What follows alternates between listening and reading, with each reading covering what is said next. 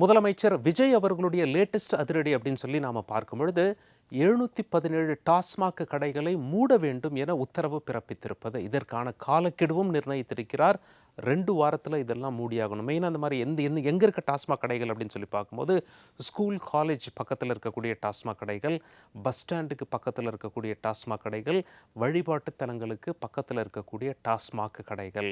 துல்லியமாக நாம் எண்ணிக்கையில் சொல்லணும் அப்படின்னா, ஸ்கூல் காலேஜ் பக்கத்தில் இருக்கக்கூடிய 186 டாஸ்மாக் கடைகள், வழிபாட்டு தலங்கள் பக்கத்தில் இருக்கின்ற 276 டாஸ்மாக் கடைகள், பேருந்து நிலையங்கள் பஸ் ஸ்டாண்ட் பக்கத்தில் இருக்கின்ற 255 டாஸ்மாக் கடைகளை மூட வேண்டும் என்று திரு விஜய் அவர்கள் உத்தரவு போட்டிருக்கார்.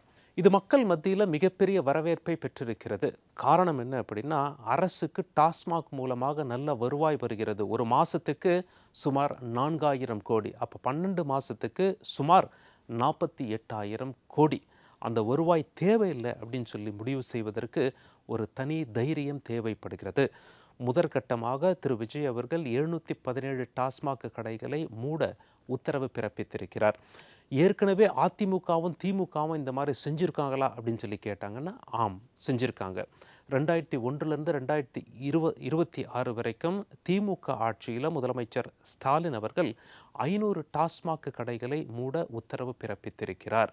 இது ஆட்சிக்கு வந்த 2 ஆண்டுகள் பொறுத்து இது போன்ற ஒரு உத்தரவை பிறப்பித்திருக்கிறார். அதிமுக காலத்தில் அப்படின்னு சொல்லி பார்க்கும்பொழுது 2016 2021 வரைக்கும் சுமார் 1000 டாஸ்மாக் கடைகளை மூடுவதற்கான உத்தரவும் பிறப்பிக்கப்பட்டிருக்கிறது. ஜெயலலிதா அவர்கள் பதவியேற்ற அன்றே 500 டாஸ்மாக் கடைகளை மூடணும் அப்படின்னு சொல்லி உத்தரவு போட்டாங்க. அதற்கு பிறகு வந்த காலகட்டங்களில் ஒரு 500 டாஸ்மாக் கடைகளை மூடினாங்க. சுமார் 1000 டாஸ்மாக் கடைகளை மூடினாங்க. ஆனால் கடந்த 10 வருஷத்தை ஒப்பிடும்போது ஆரம்பத்திலேயே முதல் நாளிலேயே அதிக எண்ணிக்கையில் டாஸ்மாக் கடைகளை மூடிய பெருமை முதலமைச்சர் விஜய் அவர்களை சேரும். 717 கடைகளை மூட உத்தரவிட்டிருக்கார்.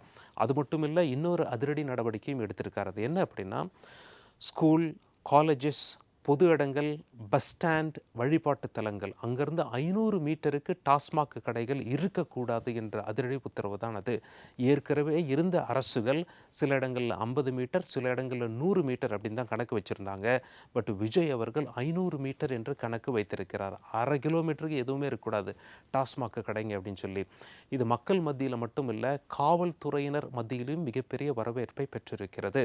சில காவல்துறையினரிடம் பேசும்போது அவங்க என்ன சொல்கிறாங்க, இதை நாங்கள் மிகப்பெரிய அளவில் வரவேற்கிறோம். காரணம் என்ன அப்படின்னா, டாஸ்மாக் கடைக்கும் கிரைமுக்கும் நேரடி தொடர்பு இருக்குது. டாஸ்மாக் கடைக்கும் சட்ட ஒழுங்கு சீர்கட்டு போவதற்கும் நேரடி தொடர்பு இருக்கிறது. பஸ் ஸ்டாண்டு பக்கத்தில் டாஸ்மாக் கடைகளை வச்சா அங்கே குடிச்சிட்டு வந்து அங்கே பேருந்து ஏற நிற்கிறவங்க கிட்ட ரகலை பண்ணுறாங்க, ரோட்டில் ரகலை பண்ணுறாங்க. அதனால் நிச்சயமாக இந்த முடிவானது சட்ட ஒழுங்கில் ஒரு மிகப்பெரிய மாற்றத்தை கொண்டு வரும். அது மட்டும் இல்லாமல் போதைப் பொருள் தடுப்பில் திரு விஜய் அவர்கள் மிக முக்கிய கவனம் செலுத்துகிறார். தன்னுடைய நேரடி கட்டுப்பாட்டில் அந்த டீம் இயங்கும் என்றும், தமிழ்நாடு முழுவதும் உள்ள அந்த டீம்கள் இயங்கும் என்றும் தெரிவித்திருக்கிறார். இப்படியாக போதைப் பொருளை ஒழிப்பதற்கும் சட்ட ஒழுங்கை நிலைநாட்டுவதற்கு இந்த டாஸ்மாக் கடைகளை முக்கியமான இடங்கள்லேருந்து மக்கள் குழுமம் இடங்கள்லேருந்து 500 மீட்டருக்கு தள்ளி வைப்பது ஒரு மிகச்சிறந்த முடிவு அப்படின்னு சொல்லி காவல்துறையினரே தகவல் சொல்லியிருக்காங்க. அதுவும் பொறுப்பேற்ற முதல் நாளிலேயே 717 கடைகளை மூடியது மிகப்பெரிய வரவேற்பை பெற்றிருக்கிறது. தமிழ்நாட்டில் சுமார் 4800 டாஸ்மாக் கடைகள் இருக்கிறது. கொரோனா காலகட்டத்தில் அது ஒரு பொன்னான காலம். ரொம்ப நாட்கள் டாஸ்மாக் கடைகள் மூடி இருந்தது. அப்படியே கவர்மெண்ட் மூடிடுவாங்களா அப்படின்னு சொல்லி பொதுமக்கள்லாம் பார்த்தாங்க. ஆனால் அப்போதைய முதலமைச்சர் திரு எடப்பாடி பழனிசாமி அவர்கள் மீண்டும் டாஸ்மாக் திறப்பதற்கு எந்த தடையும் விதிக்கவில்லை. மறுபடியும் டாஸ்மாக் தொடர்ந்து இயங்கி வருகிறது. அப்படி இருக்கையில் திரு விஜய் அவர்கள் தமிழக மக்கள் பெரும்பான்மையானோர் எதிர்பார்க்கும் வகையில் டாஸ்மாக் கடைகளை முழுமையாக அகற்றி விடுவாரா? மதுபானங்கள் இல்லாத மாநிலமாக தமிழ்நாட்டை மாற்றுவாரா? சட்ட ஒழுங்கை இதன் மூலம் இன்னும் சிறப்பிக்க செய்வாரா என்ற எதிர்பார்ப்பு பொதுமக்களிடையே எழுந்துள்ளது. அதே நேரத்தில் பொருளாதார நிபுணர், ஒருவேளை திரு விஜய் அவர்கள் முழுமையாக மதுக்கடைகள் தமிழ்நாட்டில் மூடணும் அப்படின்னு சொல்லி ஒரு முடிவெடுத்தால் ஆண்டுக்கு 48,000 கோடி வருவாய் தேவைப்படுகிறது, பற்றாக்குறை இருக்கும்.